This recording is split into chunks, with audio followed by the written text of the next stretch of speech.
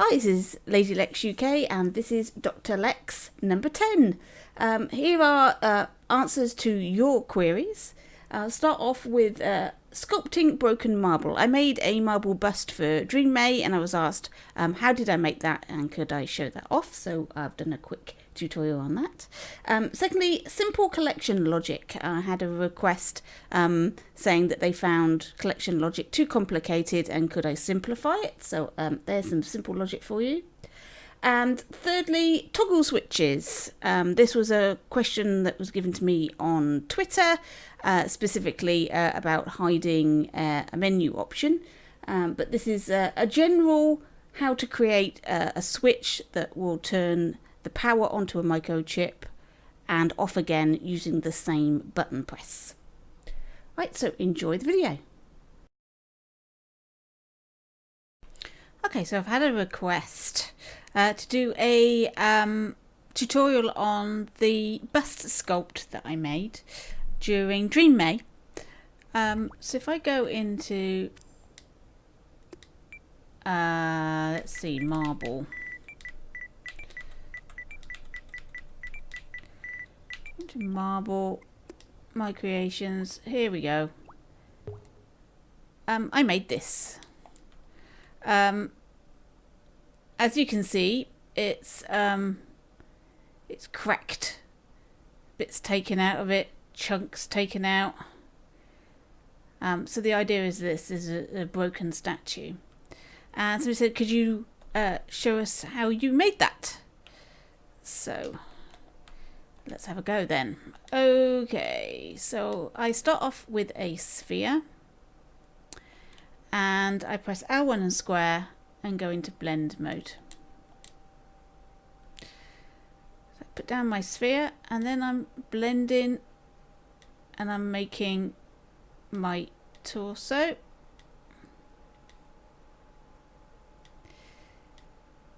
And as you can see, it builds up really quickly. And then I'm going to go and change that to subtract. Gives me a few options to cut into this so that I can have it the shape I want it to be.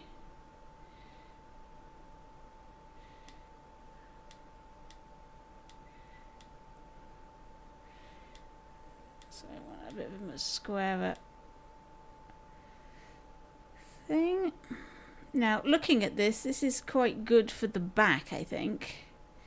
So we'll go back into this and we'll make this our front. So we'll start putting in the chest area, and then I'm just going to elongate this a bit and we'll start putting in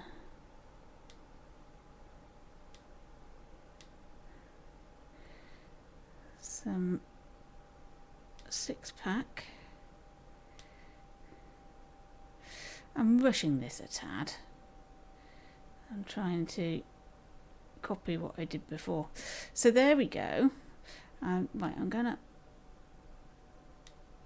elongate this neck part like that. There we are.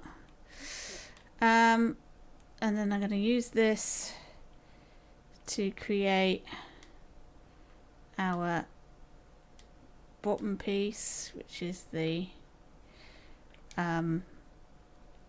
toga, and we want it a little bit less blended.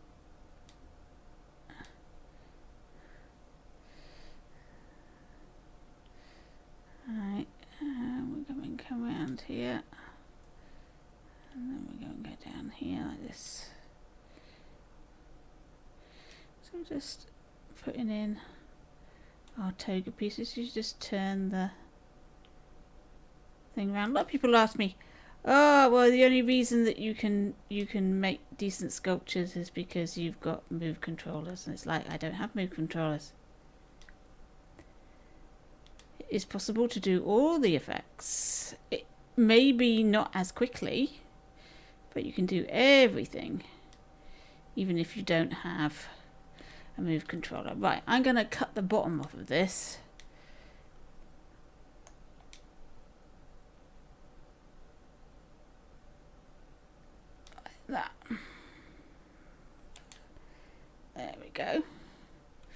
So you see the idea. So you need to play about with this. I think I need to flesh out this a bit. Again with the blender mode. This is the trouble with doing tutorials, is it never looks the same as when I do it the first time round. Never ever. Right, let's just smooth out this back.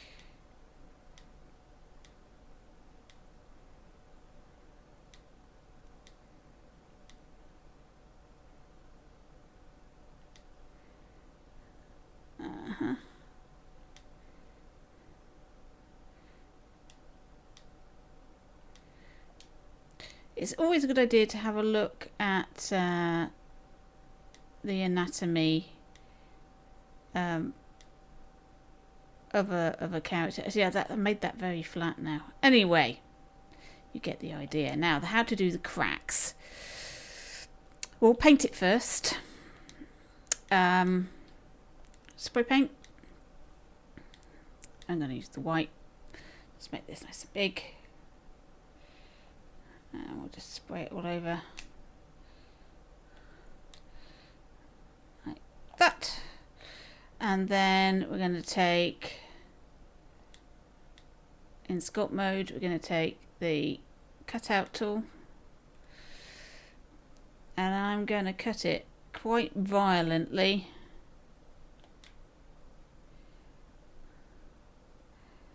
Like that.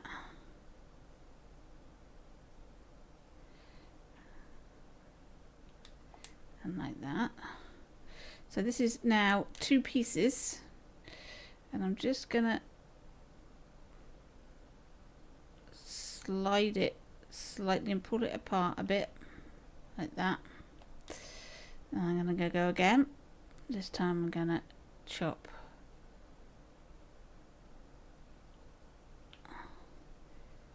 this bit like that. Again, I'm just gonna just turn it a little bit so you can see where the break is. And then what you would do then is you'd go into sculpt mode, and we'll go into stamp shape. We want white, slightly off white is probably best for the inside. And then what we're going to do, I've accidentally done it. Right, there we go. We're gonna just nibble a bit away at these edges where it's broken.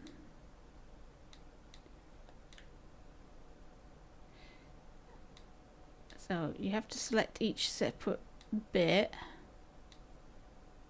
So there you get the effect of the broken piece there, like that. And you just work your way around.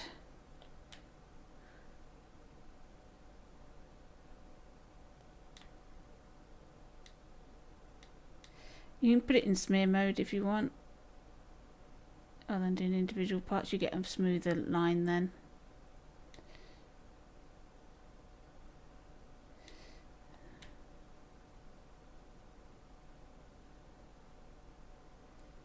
There we go.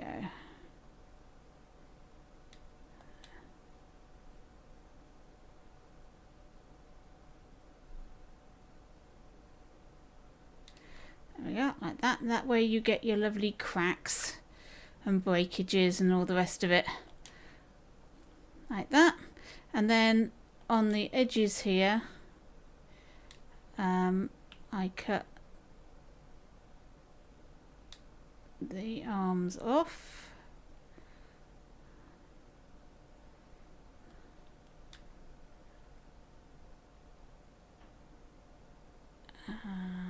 Just think it. There we go. And then you just go in with your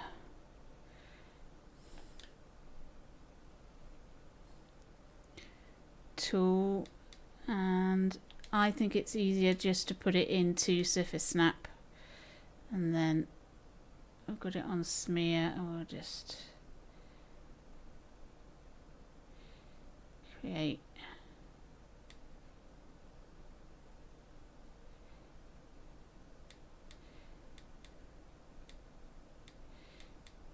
just cut like it's broken off like that. There we go. So that's how I did it. Not that fast, obviously. I took my time, but that is the general idea of how to make a broken something or other, a broken statue, using the crop tool and just a little few deletes and sculpt. So blend, crop, and then remove.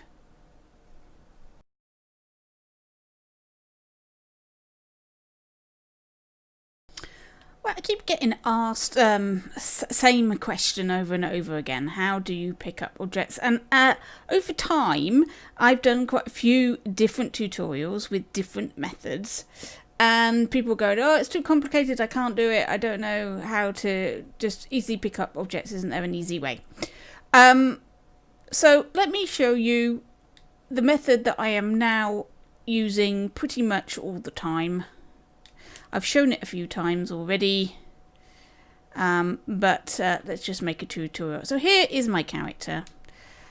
Let's put down some objects. What should we collect? Let's collect a bag. Yeah, trash bag, that'll do. Okay, so we want to collect this trash bag in our game. There might be loads of trash bags all over the place. So what we do is we take a microchip, attach it to our object, open it up, put in a tag. I'm going to call this collectible. This tag can be used in anything. It doesn't have to be a trash bag. So we're just going to call this tag collectible. And then we're going to get a destroyer. Like that. And that's it for the trash bag. And I open up my puppet. And I just put in a trigger zone. You don't want it too big.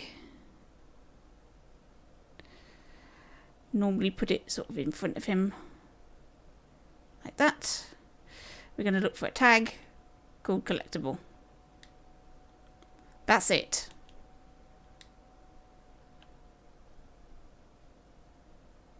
There we go. I have collected the trash bag. And if I just cloned this loads of times all over the place and had them in the world,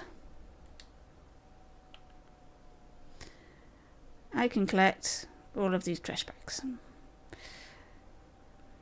But to make this a game, you'll probably want to count those. So let's just get back to our first microchip.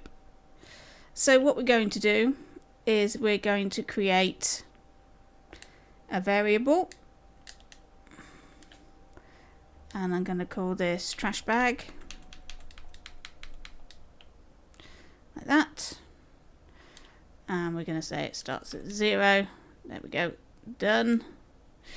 And then inside our trash bag, we're going to put a modifier that's looking for trash. And we're just going to add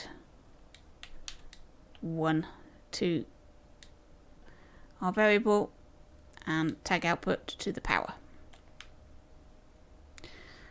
Okay, so now we're going to copy our trash bag a few times. And we need to be able to see our score. So I'm just going to put a number displayer.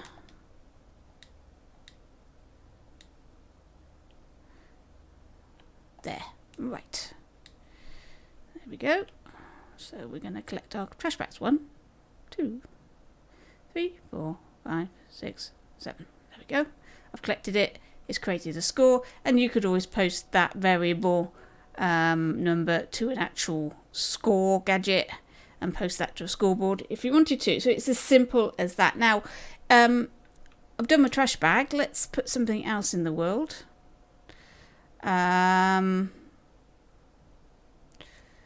What we got here? Here is a nice bag. Okay, so we want to be able to collect this one as well. So I create a new microchip for this. Stamp that on my bag. Open it up. And I can put in the same collectible tag in there.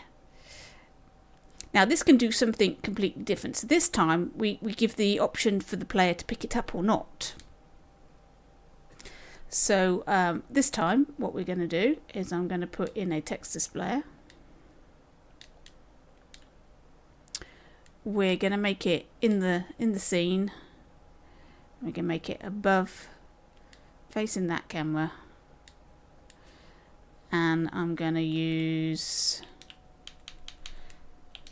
triangle.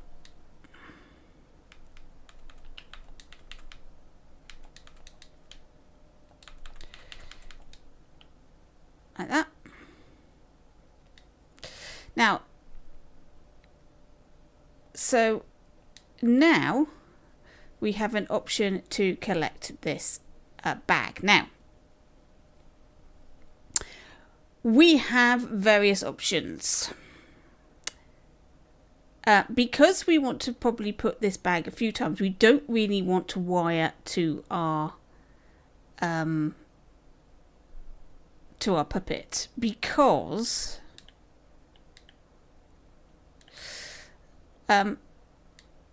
if I go into controller logic here, okay, now if I said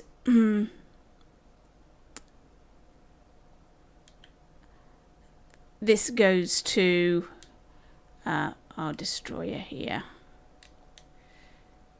so and we'll need an AND gate.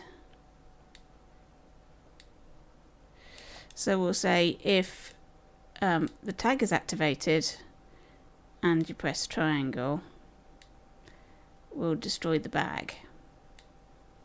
Oh, I think that worked, did it? There we go. Grabbed the wrong thing. There we go. That's going to work fine.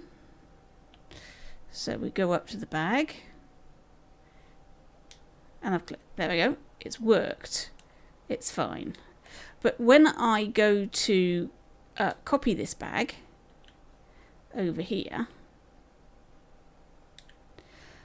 we've lost, if you can see, the wire to the player, which makes this a little bit awkward. So our other option is to put in a controller sensor of its own, like so, and triangle to be remote controllable. So this one, I can copy this one numerous times, and this will work everywhere, which is fine. But you're putting a lot of controller sensors into the world, and there is a limit to how many you can put in. I think it's there is a limit. I can't remember what the limit is, but that might not be the way to go. So our other option, right, so that option is wired to the player. This option has its own controller sensor. Let's do this one. So this one,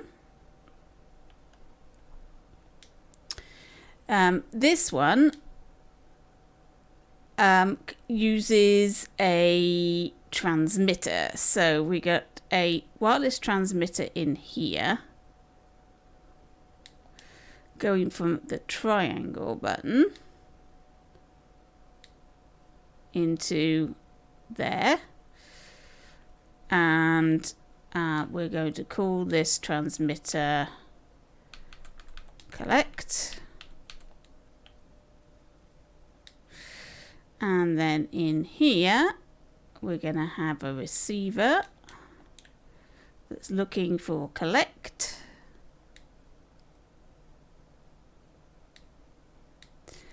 And we want to make sure, I think the zone size should be the whole scene, actually. Should we say that? Yeah, whole scene for that. So now,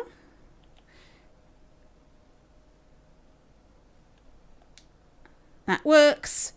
And I can copy that multiple times, and there's no wires. It's wireless. So there we go. There's the different ways to do collectible objects.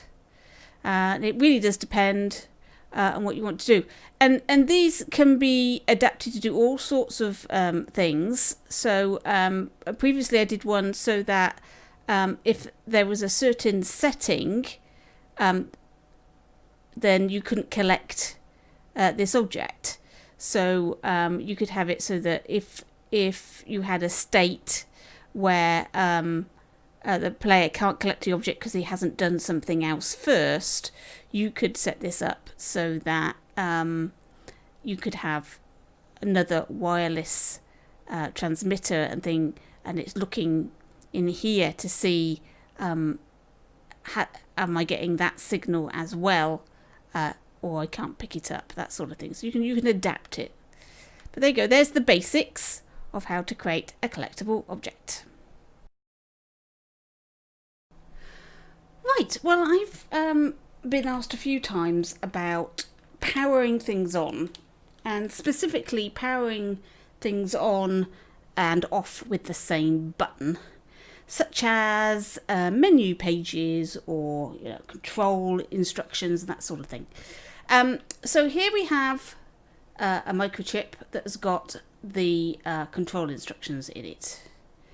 And I see this a lot in the Dreamverse where somebody's created a character, and this is, or they've used a character, and this is always displayed. They've used the first person character, and this is constantly displayed.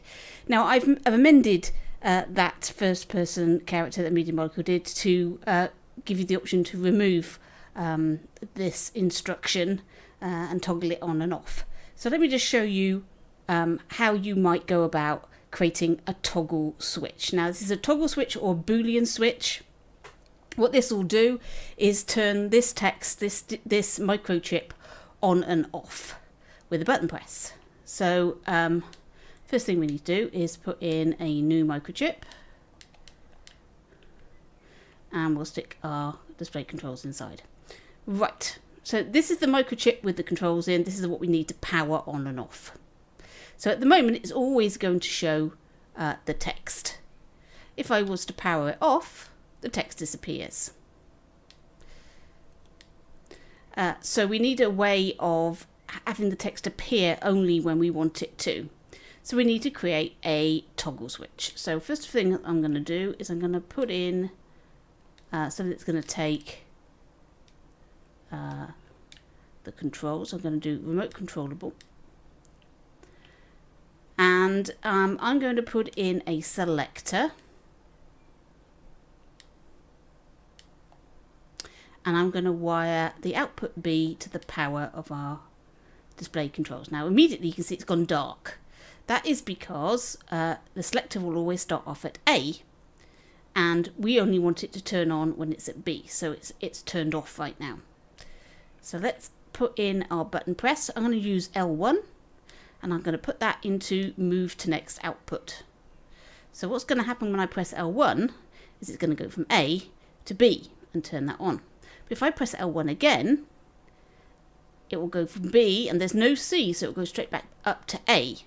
And this will turn off because it no longer has any power. So let's try that. Turn it on, press L1. There it is, it's turned on. You can see it's gone to B. This is all lit up nice. And I press L1 again, it's gone away, that's gone off, and that's gone to A. That is a really simple toggle switch. A selector is probably the easiest way to demonstrate this in action. But there is an alternative. If you don't want to put a selector in, you can put in a signal manipulator. So we'll put a signal manipulator in. And we're going to choose custom remapper and toggle output at on. And now we're going to wire our L1 into the signal and the signal out into our power. Now you see that the power has gone off. I'm going to press L1. The power's gone on, and this side of the signal manipulator, this toggle gate, has gone open, so the power is going through. If I press L1 again, it swaps over to this side, stops the power going through, turns off our display controls. So that is a toggle switch. That is actually built as a toggle switch. The advantage of the selector method is that you can put in two different options. This is good for one. This is very good for one. If you let's go back to the selector option. I'll just rewind it. Put the selector back in. This is very good if you wanted something like this. So we're going to have a text displayer and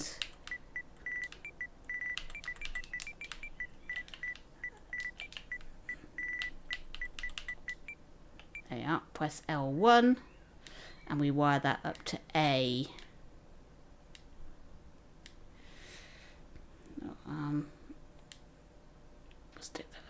Stick that up there. Right, so now press L1. There we go. So it's very good for that.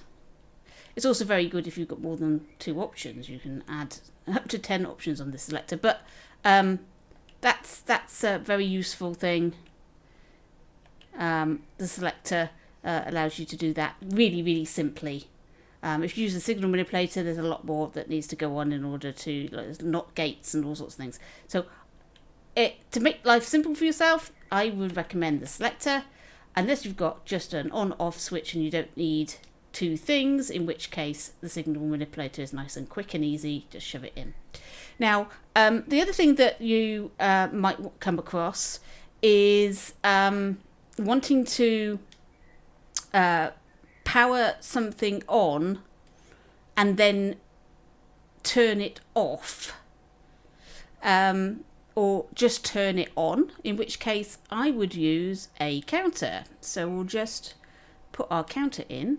This is a 1-0 counter, and we're going to put our L1 into the plus and the counterfall into the power. So I can press L1 and it will turn it on, and that's a permanent turning on. That's not a toggle switch now, that is just an on switch.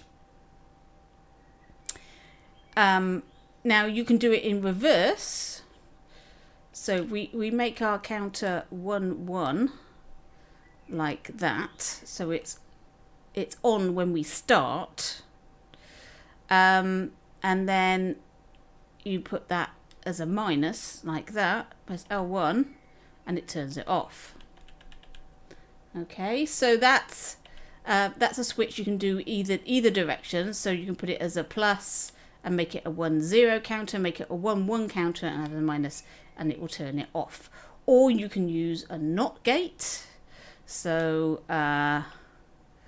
it's L1 to plus to turn it on, and then we've got a NOT gate. So now it's constantly on until you press L1 and then it turns off. Okay, though like I say, wiring it to the minus does the same job, and having it as a 1-1 counter. So it's up to you how you do it. Like I say, there's lots of different ways to create these switches to power on display controls. But there you go, two simple methods: selector and signal manipulator. And for just switches that go off or on, use a counter, and there we go. Right, that was Dr. Lex number 10. Hope you found something in there that you found interesting. I'm always relying on your queries and comments in order to make these videos, so please keep those comments coming, and hopefully I'll be able to put together another compilation for next week. Thank you for watching, and I'll catch you in your dreams.